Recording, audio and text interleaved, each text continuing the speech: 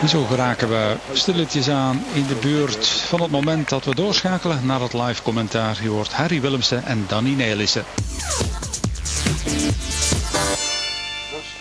Dit is de gele truidrager, Michael Rasmussen. Hij komt uit Denemarken en hij rijdt voor Rabobank. En hij is apetrots op zijn gele trui. Ik ben op een gegeven moment abrupt moeten stoppen. Ik heb daarna 8 maanden toegezeten, gewoon niks gedaan. Even een beetje afkicken van de sport.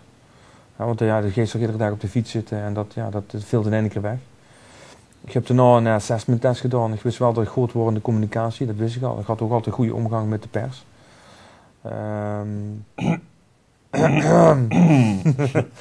Dat dacht ik altijd echt niet komen. Dit hoor ik. Nou ja, Danny stond wel bekend als een lastige wielrenner voor de pers. Omdat hij toch... hij had zijn eigen antwoorden en hij had zijn eigen kiek op het fietsen en op de wereld. Ja, er moest van goede huizen komen, wil ze hem van gedachten kennen laten veranderen. Dus, Ik leerde me niet de woorden in de mond leggen door een journalist. En dat is dan lastig. Ja, dat vind ik een journalist dan lastig. ja. En hoe Harry, wie gaat het nu dan? Is het makkelijker? Nou, ik kan niet zeggen dat er altijd... Best niet diplomatisch, jongen. Moet nog oppassen wat ik zeg. Zouden we wel eens een kopie van de dag van gisteren vandaag voorgeschoteld kunnen krijgen? Natuurlijk hebben we weer mannen die het proberen, Danny. En wie zijn dat vandaag? Ja, dat is een hele interessante groep met Arroyo van Kes d'Epargne daarbij. Ook weer Vogt, gisteren ook al aan. Het routeboek hebben we natuurlijk van tevoren al gezien. We kijken op de sites of er nieuws is van gisteravond dat we eventueel zouden hebben kunnen gemist. Bij de televisiestations kijk ze alle sites nou. Ik koop de buitenlandse kranten. En dan met geest aan de slag. We moeten nu dadelijk even een kwartiertje de booth in, de commentaarpositie in. Nou goed, Danny en ik weten dan precies wat de stand van zaken is. En dan laten we die etappe op ons afkomen. En dan zien we wat gebeurt en dan reageren we op het beeld. De afstand vandaag 182,5 kilometer naar Montpellier. Een lastige koers met veel gevaren voor wind op de kant. En de zonnebloemen. Ook een symbool van deze streek, hè? Of niet, Harry? Ja, die vind je in heel Frankrijk. Worden veel gekweekt.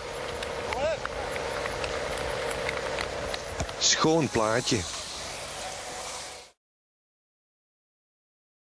Dat is eigenlijk heel uniek. Ja. We doen de tour samen. We hebben echt totaal van tevoren nergens over gesproken. En we gaan zitten en het marcheert en het loopt. En ik denk dat dat wel heel uitzonderlijk is. Ik heb geen idee hoe dat komt. Een bepaald soort chemie en ja, dat...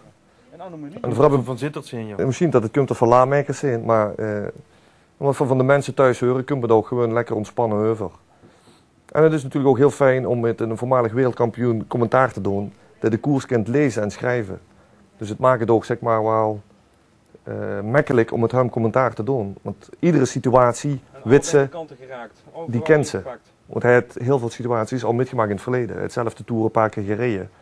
Dus het is een enorme schat en ervaring wat dus nevendig zit. Ja, 24 staat tot 1, dat kan gewoon niet bij Zinkiewicz. Dus wat dat betreft heb ik zoiets van, hij heeft gewoon gesnoept en dan moet hij ook daarvoor maar gestraft worden. Ach, toen moest het gewoon vergelijken met net zoveel mensen die proberen de belasting te flessen. Nee, dat geef ik niet op, dat kent ook zo nog wel. Proberen van mensen die, ik heb 4 pilletjes op, maar ik ga toch nog mijn hoes hier. Zonder ze dat een beetje zien. Dus geen enkel mens is vrij van zonde. Dus we hebben nu nog 2 minuten, dus we gaan nu live de uitzending in. Ik dat goed? Ja, een beetje humor moet kennen. Dus anders is zo'n uitzending zo plat en zo vlak dat er moet een keer gelachen kunnen werden. En het gaat over sport, hè? We hebben het niet over exacte wetenschap. Dus het tijdverdrief, jullie hebben vakantietours. Die willen gewoon een beetje onderhouden worden. Die willen mooie sport zien, mooie landschappen zien. Mooi fietsen zien. En dan moesten we een beetje, die commentaar ook af en toe op aanpassen. Wie had dat gedacht?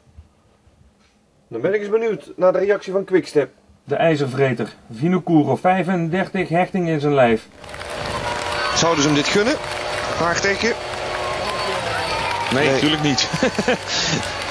Wielersporten worden weinig cadeautjes uitgedeeld, Harry.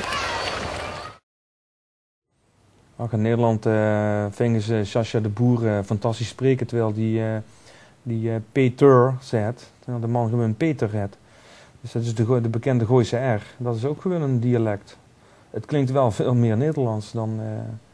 Nou goed, ik vind gewoon dat we gewoon netjes Nederlands praten en we hebben daar een accentje bij en dat is het. Dat mag geen belemmering zijn voor de kwaliteit van de commentator, vind ik. Een beetje zuidelijke tongval deed het ook goed bij het wielrennen, zei de voormalige chef altijd.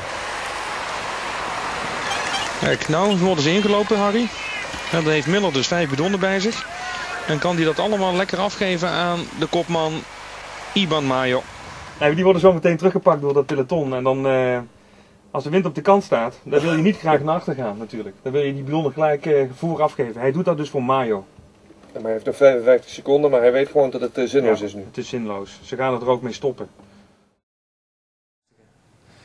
Ja, lastig. Nee, ik ben gewoon immers daar voor mijn mening moet kumpen en dat het niet principieel eens is. Vaak ben ik het gewoon principieel oneens met alles.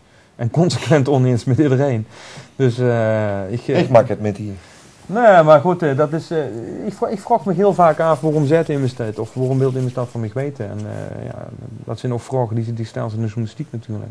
Maar ik moet er wel eerlijk bij zeggen, Sjem, dat het mijn commentaar wel beter heeft gemaakt. Want Danny dwingt zich natuurlijk, omdat er zelf gefietst heeft en omdat er hierboven gewoon goed in orde is, dwingt er zich constant om heel erg bij de les te blijven. Om scherp te blijven, om de koers goed te analyseren. En als ze een foutje maakt, dan zegt hij dat ook. En terecht, want dan moest gewoon zorgen voor een hele goede uitzending. Maar dat heeft er wel voor gezorgd dat ik nu zelfstandig, als er nu morgen naar de tandarts moet, dan loopt die uitzending wel gewoon alleen. Jo, dat gaat fout. Dat gaat serieus fout hoor. Poeh.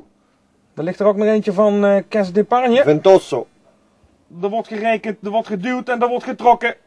Hunter heeft een goede positie. We hebben natuurlijk nog die bocht. En dan die 250 meters nog recht toe, recht aan.